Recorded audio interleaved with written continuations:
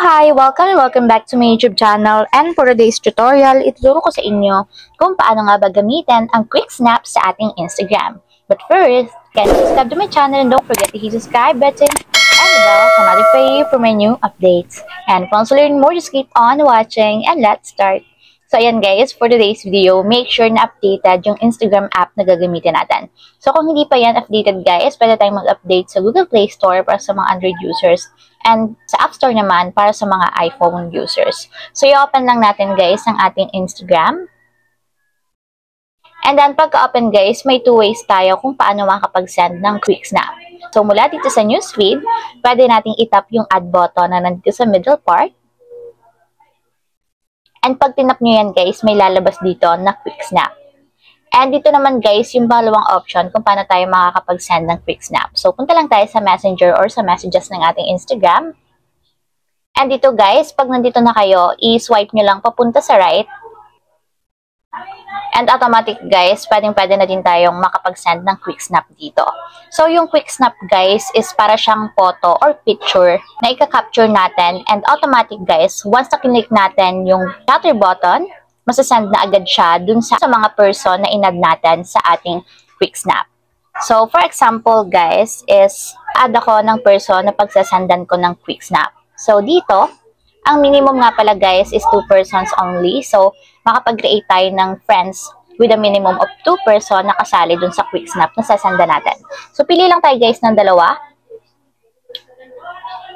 And ayan guys, kapag nakapili na kayo ng dalawa, lagyan nyo siya ng name list. So for example is friends.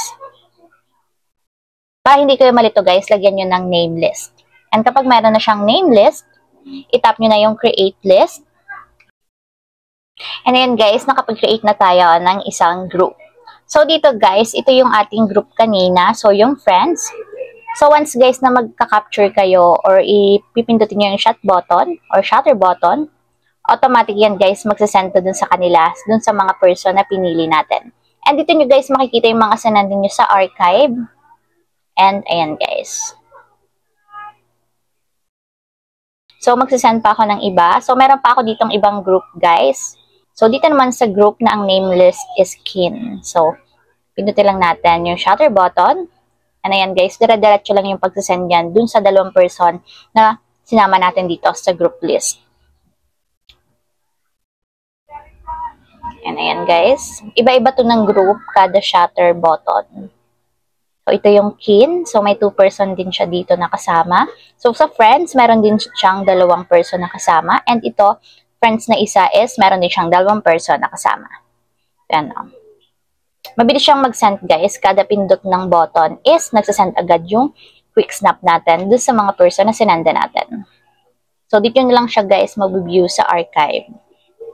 So, ayun lang guys. Ganun lang kasimple kung paano nga ba gamitin ang quick snap sa ating Instagram. If you have a question, can you comment down below and don't forget to hit the subscribe button and the bell to notify you for my new updates.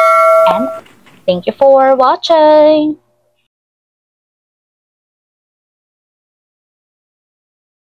Living life every day